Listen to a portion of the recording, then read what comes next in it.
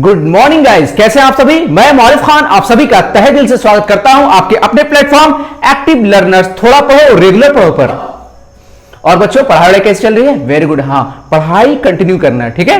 और आप सभी को पता है कि आपका ये channel specially 10th board exam, चाहे वो सीबीएसई के हो, बिहार बोर्ड के हो या अन्य किसी भी बोर्ड के बच्चे हो, उनके लिए बहुत ही ज्यादा फायदेमंद हो रहा है, क्योंकि हम लोग सिर्फ इसी प्लेटफॉर्म पे एक साथ मैथ साइंस के तीनों पोर्शन बड़े आराम से स्टेप बाय स्टेप पढ़ रहे हैं। ओके, तो आइए आज हम लोग ज्यामिति यानी ज्योमेट्री का पार्ट 3 शुरू करते हैं। पिछले पार्ट में हम लोगों ने थेल्स थ्योरम को समझा था, तो प्लीज आप लोग पार्ट 2 पार्ट 1 जरूर देखिए, ताकि आप लोगों को ज्योमेट्री के जो प्रूफ करने वाले प्रॉब्लम्स होते हैं वो धीरे धीरे सॉल्व होने लगे। और जब आप खुद ब खुद इस लायक हो जाएंगे कि मैथ्स के प्रॉब्लम आप खुद से बनाने लगेंगे, तो धीरे धीरे आप में इंप्रूवमेंट आएगा ही, और जब इंप्रूवमेंट आएगा तो कॉन्फिडेंस बिल्ड होना ही है। ओके, तो आइए तो फिर चलिए पहले हम लोग जो थेल्स थ्योरम हमने पढ़ा उसको थोड़ा सा रिवाइज कर लेते हैं, और उसके बेसिस पे एक दो क्वेश्चंस बनाएंगे, फिर आगे हम लोग पढ़ेंगे। ओके बच्चों, कोई प्रॉब्लम?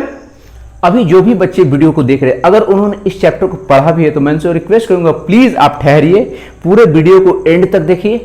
मैं आपको यकीन के साथ कहता हूं कि जब आप एंड तक देखेंगे, एंड तक ठहरे रहेंगे, तो आपको मैथ को सॉल्व करने का एक नया तरीका भी पता चलेगा, और आप बड़ी आसानी के साथ मैथ को सॉल्व करने लगेंगे। ओके बच्चों, और हाँ, ज्यादा से ज्यादा बच्चों को जोड़िए ताकि उन सबका फायदा हो सके आपके साथ साथ। ओके बच्चों, आइए थेल्स प्रमेय समझते हैं। मैंने क्या बताया था थेल्स प्रमेय में? थेल्स प्रमेय में हम लोग जानते हैं कि किसी त्रिभुज में यदि एक रेखा खींची जाती है जो कि अन्य किसी भी भुजा के समानांतर हो, तो वो रेखा अन्य दो भुजाओं को समान अनुपात में विभाजित करती है। दो कंडीशन, पहला कंडीशन क्या था कि कोई रेखा समानांतर होगी किसी भुजा के। तब क्या होता था बच्चों, देखिए हम कि थेल्स प्रमेय में हम लोग क्या जानते हैं कि कोई त्रिभुज एबीसी होगा जिसमें डीई समानांतर बीसी पहले से दिया होगा। ओके, तो हम लोग क्या फाइंड, हम लोग को पता चलेगा कि जो अन्य दो भुजाएं हैं उनको ये बिंदु समान अनुपात में विभाजित करेगी। कोई कंफ्यूजन बच्चों?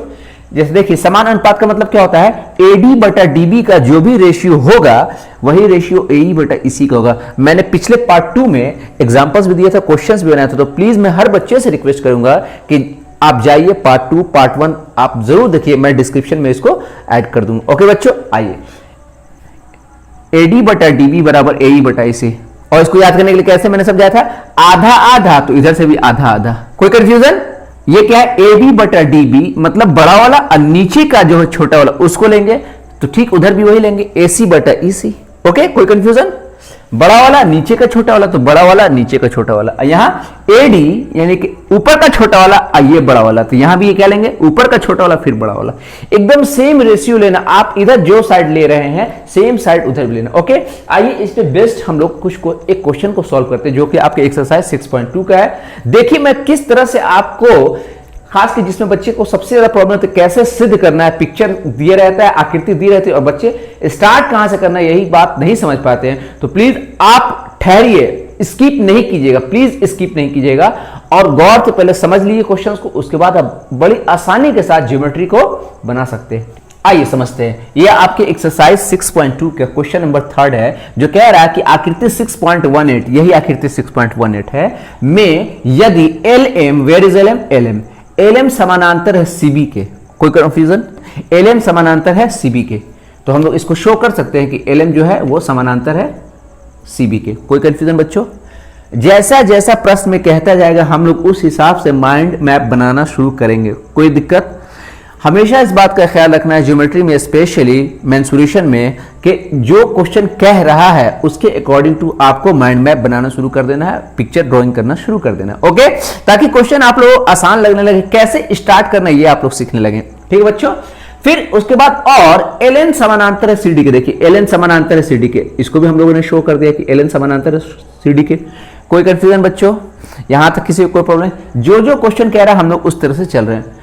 तो क्या कर रहा है? तो सिद्ध कीजिए कि AM, where is AM? This is AM बटा AB, AM बटा AB यानी कि छोटका और फिर बड़का। ठीक है, इधर क्या कर रहा है? AN, इधर भी छोटका ले रहा है, इधर भी बड़का ले रहा है। ठीक है, हमें सिद्ध क्या करना है? AM बटा AB, AN बटा AD। कोई कंफ्यूजन? तो आइए शुरुआत कैसे करते हैं, पहले ये सीखिए किसकी जरूरत है। मैंने उस जब थेल्स प्रमेय को भी प्रूफ करवाया था, तो मैंने जो हमें सिद्ध करना है उसको फोकस किया था, और बड़ी आसानी के साथ हम लोगों ने थेल्स प्रमेय को सीखा था, है ना बच्चों? तो आइए इस क्वेश्चन को भी सॉल्यूशन करते हैं, और प्लीज पेशेंस बनाए रखना और ज्यादा से ज्यादा दोस्तों को कनेक्ट करना। ओके, यहां ध्यान दीजिए, क्लास में क्या सीखा था कि ज्योमेट्री को प्रूव करने के लिए कुछ स्टेप्स जैसे परिचय, क्या हमें सिद्ध करना है, यही सब। तो ये ऑलरेडी इसमें दिया हुआ है, तो हम लोग इसी की मदद से बढ़ जाएंगे आगे। कोई कंफ्यूजन? तो यहां एक बात बताइए, ए एम बटा ए बी किस साइड दिखाई दे रहा है? इस साइड दिखाई दे रहा है, ए एम बटा ए बी। गौर से जब आप देखिएगा तो ये इसको ढक दीजिए तो आपको ए बी सी एक त्रिभुज दिखाई दे रहा है। कोई कंफ्यूजन? तो हम लोग लिखते हैं कि त्रिभुज ए बी सी में, एबीसी में आप देखिए ये पूरा एबीसी का मतलब बच्चों, एबीसी का मतलब बच्चों यहां देखिए, इसको पूरा ढक देंगे हम लोग तो ये एबीसी हो जाएगा। ए बी सी त्रिभुज ए बी सी में हम लोग को क्या पता है? एलएम समानांतर है बीसी। कोई कंफ्यूजन? एक क्लू दे दिया आपको। देखिए बच्चों यहां ऑलरेडी दे दिया है कि एलएम समानांतर है सीबी, तो हम लोग जानते हैं कि यदि किसी त्रिभुज में कोई एक रेखा किसी भी भुजा के समानांतर हो तो थेल्स प्रमेय से क्या हो जाता है? थेल्स प्रमेय से हो जाता है ये तीनों कंडीशंस। तो इसमें से हमको कौन सा चूज करना है? छोटका और बड़का।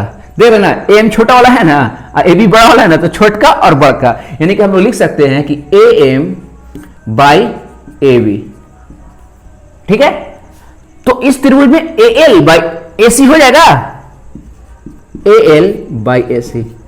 देखिए गौर से, ए एल छोटका और फिर बड़का त्रिभुज ए बी सी में। कोई कंफ्यूजन? तो हम लोगों को यहां एक रिजल्ट मिला जिसको हम लोग समीकरण एक लिख सकते हैं बच्चों। कोई कंफ्यूजन? बात यहां तक समझ में आ रही है?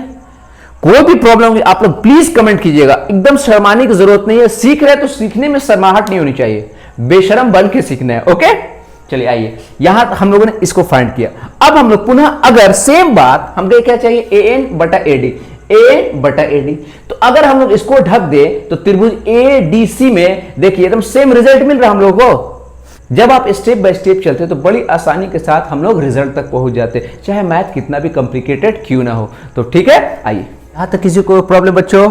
आइए फिर हम लोग अगर एडीसी में डिस्कस करेंगे तो देखिए हम लोग लिख सकते हैं पुनः त्रिभुज एडीसी, यानी इस वाले त्रिभुज में सेम कंडीशन क्या दी है? एलएन समानांतर है सीडी के, तो इसलिए थेल्स प्रमेय से हम लोग लिख सकते हैं छोटका फिर बड़का, छोटका फिर बड़का। यहां पे छोटका कौन है? ए एन बाई बड़ा कौन है? A D. Any problem? बात समझ में आ रही है? इधर से क्या होगा? एल बटा ए सी, और इसको हम लोग समीकरण 2 मान सकते हैं बच्चों। कोई प्रॉब्लम? अब देखिए समीकरण 1 और 2 से, ये देखिए आपका एलएचएस, ये आपका एलएचएस, यही तो आपको चाहिए। और यहां देखिए आरएचएस आरएचएस, ये दोनों सेम है, तो समीकरण 1 और 2 से हम लोग नहीं कह सकते ये दोनों प्रूफ है, ये सिद्ध हो जा रहा है। कोई कंफ्यूजन? अब अगला स्टेप देखिए, अब हम लोग क्या समीकरण 1 और 2 से देखिए बच्चों, ये वाला तो कॉमन है, तो हम लोग लिख सकते हैं A M by A B is equal to A N by N D. और देखिए बड़ी आसानी के साथ थेल्स प्रमेय का उपयोग करके हम लोगों ने इस यानी कि आपके इसको हम लोगों ने सिद्ध कर दिया। कोई कंफ्यूजन? एक एक बच्चे को बात समझ में आ रही है प्लीज? और हाँ, प्रैक्टिस करते रहना है। आप अगर इसको सीख भी गए तो प्लीज प्रैक्टिस कीजिए और स्टेप बाय स्टेप बनेगा। ठीक है, तो फिर चलिए अब हम लोग आते हैं अपने नेक्स्ट टॉपिक पे, ये आपका थेल्स प्रमेय। अब हम लोग थेल्स प्रमेय का विलोम पढ़ते हैं कि अगर आपको ये कंडीशन दिए होंगे, पहले से आपका रेशियो दिया होगा, आपको अनुपात दिया होगा भुजाओं का, तो क्या उस त्रिभुज में एक भुजा के समानांतर होगी ये रेखा? ओके, कोई बात? देखो बच्चों क्या कहता है थेल्स प्रमेय का विलोम, कि कोई रेखा है, यदि एक रेखा, ठीक है ना, यदि एक रेखा, मान लीजिए यही रेखा है डी, किसी त्रिभुज की दो भुजाओं को एक ही अनुपात में विभाजित करे, और एक ही अनुपात में विभाजित करे मतलब एडी बटा डी बी बराबर है ए बटा ई सी। ओके, यानी कि वो सारी ये तीनों बातें एक ही अनुपात में विभाजित करे तो वह तीसरी भुजा के समानांतर होगी। तो अगर ये रेखा डिवाइड करता है तो ये क्या होगा? इसके समानांतर होगा। कोई कंफ्यूजन? बात समझ में आई? हमें क्या प्रूफ करना है? हमें सिर्फ और सिर्फ इतना प्रूफ करना है कि डीई समानांतर होगा बीसी के। इसी को हम लोग क्या बोलते हैं? थेल्स प्रमेय का विलोम। बहुत ही आसान है, आइए इसको स्टेप बाय स्टेप समझते हैं और देखिए बना लेते हैं। सबसे पहले हम लोग क्या लिखते हैं? परिचय। ओके, परिचय में क्या लिखेंगे? परिचय में सिंपल परिचय है, क्या हुआ? त्रिभुज एबीसी में एडी बटा डीबी बराबर ए बटा ए सी दिया हुआ। ओके, तो हमें क्या सिद्ध करना है बच्चों? तो हमें सिद्ध करना है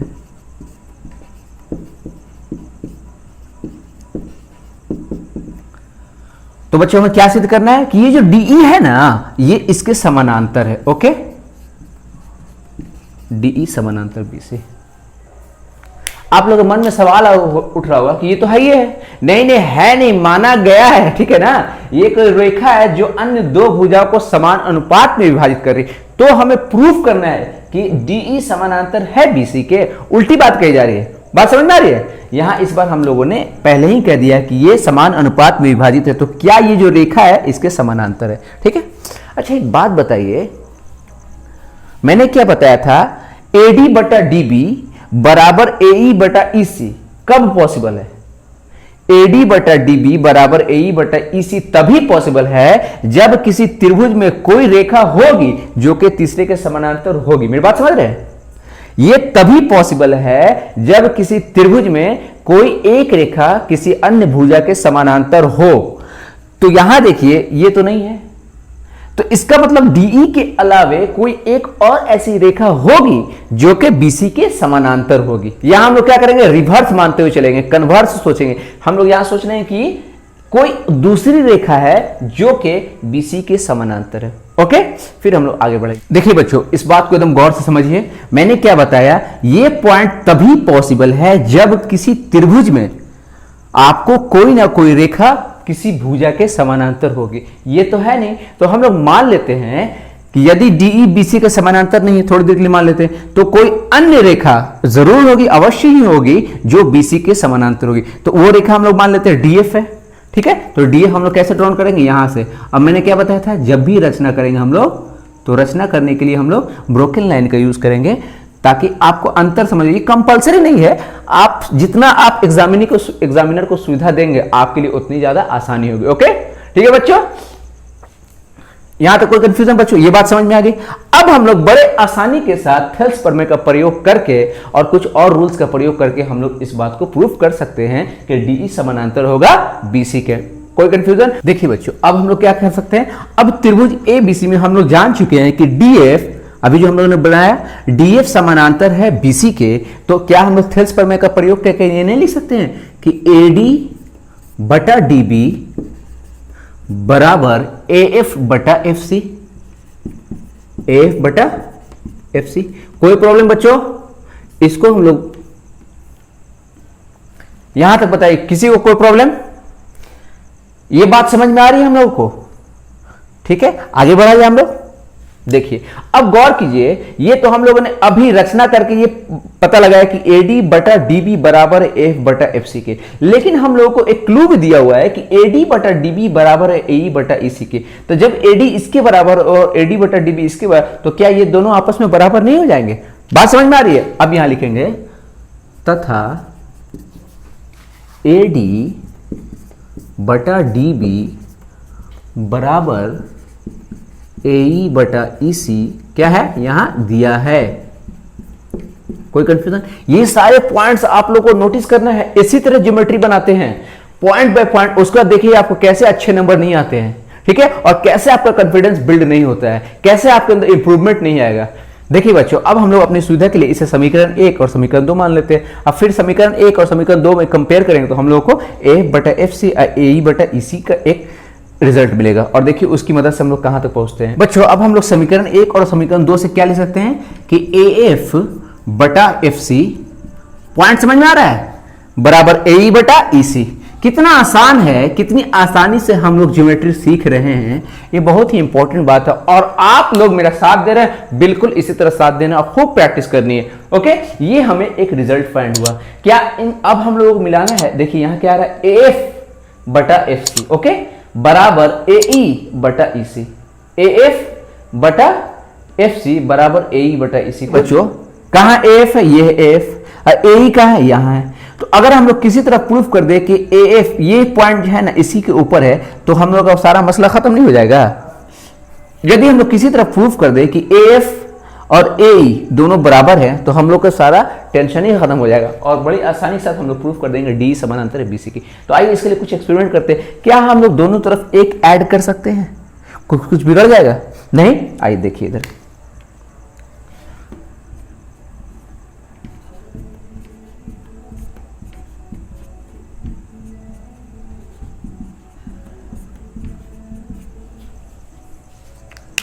हम लोग अपने रिजल्ट तक पहुंचने के लिए दोनों साइड में एक ऐड कर देंगे। कोई कंफ्यूजन बच्चों? कोई भी आप हल, मैथ में यही फायदा है कि अगर आपको कोई हल निकालना है तो सेम प्रोसेस दोनों साइड अगर करते हैं तो कोई बात बिगड़ेगी नहीं। ओके, आइए समझते हैं अब इसको। देखो बच्चों, जब हम लोगों ने यहां एक ऐड किया, यहां भी एक ऐड किया, तो हम लोग किस रिजल्ट पे पहुंच रहे हैं कि देखिए AF प्लस FC, इसके जगह हम लोग AC लिख सकते हैं, AF प्लस FC, ये मिलके AC हो जाएगा। ठीक इसी तरह से AE प्लस EC, ये दोनों मिलके AC हो जाएगा। और देखिए ऊपर भी AC, ऊपर भी AC, तो ये AC कट जाएगा, तो हम लोग क्या फाइंडिंग्स मिलेगा, FC is equal to EC, यहां है FC is equal to EC। अब यहां देखिए हमको क्या दिखाई दे रहा है, FC बराबर है EC के। ये कब पॉसिबल है, FC बराबर EC, जब ये पूरा DF इसी के ऊपर हो, तभी ना, यानी कि दोनों एक ही पॉइंट पे हो। तो बच्चों इधर ध्यान से देखिए क्या रिजल्ट फाइंड किया, AC बाई FC कहां है, AC by FC is equal to AC by EC। AC हम लोगों ने AC कट जाएगा, तो हम लोग क्या रिजल्ट मिला, FC बराबर EC। जब हम लोग गौर से देखते हैं FC बराबर EC, यह तभी पॉसिबल है जब ये पॉइंट इसी पे हो, और इस कंडीशन को हम लोग क्या बोलते हैं, कोइंसाइड या फिर समपाती। तो अगर DF समानुपाती, यदि DF समानांतर है BC के, तो अपने आप DE समानांतर BC के नहीं हो जाएगा जब दोनों सेम है, तो कोई कंफ्यूजन। और इस तरह से हम लोगों ने थेल्स प्रमेय के विलोम को भी सिद्ध कर लिया। बात समझ में आ रही है। यहां 2 पॉइंट निकल के आ रहा है। पहला पॉइंट आता है थेल्स प्रमेय में, सबसे इंपॉर्टेंट बात याद रखिए, थेल्स प्रमेय में दिया रहेगा, आपको पहले से दिया रहेगा कि एक रेखा समानांतर है। सबसे पहले थेल्स प्रमेय क्या दिया होगा बच्चों, कि एक रेखा समानांतर है, क्लियर, किसी भी एक भुजा के, और समान अनुपात में विभाजित करने के लिए प्रूफ करेगा या पूछेगा, कोई कंफ्यूजन। और जब विलोम की बात करेंगे तो सबसे पहले दिया रहेगा कि समानुपातिक है भुजाएं, तो हमें प्रूफ करना है कि ये दोनों आपस में समानांतर है। तो आइए पहले एक क्वेश्चन बनाते हैं लोग, उसकी मदद से हम लोग को और ज्यादा इसके बारे में क्लियर समझ में आए। कोई दिक्कत, तो आप एक्सरसाइज 6.2 का क्वेश्चन नंबर 2 देखेंगे तो आपको थेल्स प्रमेय के विलोम पे बेस्ट क्वेश्चन मिलेंगे। ओके, क्या कह रहा है कि कोई त्रिभुज है PQR जिसकी भुजाओं PQ, कोई त्रिभुज है PQR। मैंने क्या बताया, बार बार मैं ये बात कहता हूं कि आपको ज्योमेट्री में, मेंसुरेशन में आपको पिक्चर ड्रॉ करना ही करना है। ओके, PQR, कोई कंफ्यूजन में भुजाओं PQ और PR पर क्रमशः बिंदु E, PQ पे क्या है E है और PR पे क्या है F है, ठीक है, स्थित है। तो हमें सिद्ध करना है कि EF समानांतर है, EF समानांतर है QR के, हमें यह बात प्रूफ करनी है। मैंने क्या बताया था कि जब आपको समानांतर करने के लिए पूछे, मतलब वो थेल्स प्रमेय के विलोम पे बेस्ड है, तो आपको पूरा का पूरा फोकस इस बात पे करना है कि उनके जो भुजाएं हैं, संगत भुजाएं, उनका अनुपात ज्ञात कर ले। अगर वो समानुपाती हैं तो अपने आप क्या हो जाएगा, EF, या फिर वो तो खुद ब खुद क्या पता चल जाएगा कि EF समानांतर है QR के। आइए तो जल्दी से इसे हल कर लेते हैं हम लोग। क्या हमें पता, क्या करेंगे, इसका और इसका रेशियो निकालते हैं, PE बटा EQ। PE के जगह पे क्या दिया बच्चों, 3.9, और EQ की जगह पे क्या है 3। जब इसका पॉइंट हटाएंगे तो यहां हम लोग 10 लिख सकते हैं। कितना आ रहा है इसका रेशियो, 1.3, या 1.3/1 लिख सकते हैं, कोई कंफ्यूजन बच्चों। उसके बाद हम लोग PF बटा FR, PF के जगह पे क्या दिया हुआ 3.6, और इसके जगह पे क्या दिया 2.4। ये क्या करेंगे, पॉइंट हट जाएगा, और 12 का जब टेबल पढ़ते हैं, 12 × 36, अब 12 दूना 24, ये कितना आ रहा है बच्चे, 3.2, दैट मीन्स 1.5। जब आप इसे डिवाइड करेंगे तो क्या आएगा 1.5। यहां देखिए इसका रेशियो 1.3, इसका रेशियो क्या है 1.5। तो क्या ये दोनों समान अनुपात में है, नहीं, बिल्कुल नहीं। अतः ये जो दिया हुआ EF कभी भी समानांतर नहीं होगा QR के। तो यहां हम लोग लिखेंगे, चूंकि PE बटा EQ बराबर नहीं है PF बटा FR के, कोई कंफ्यूजन। तो अतः EF QR के समानांतर नहीं होगा, कोई कंफ्यूजन बच्चों, बात समझ में आ रही है बच्चों।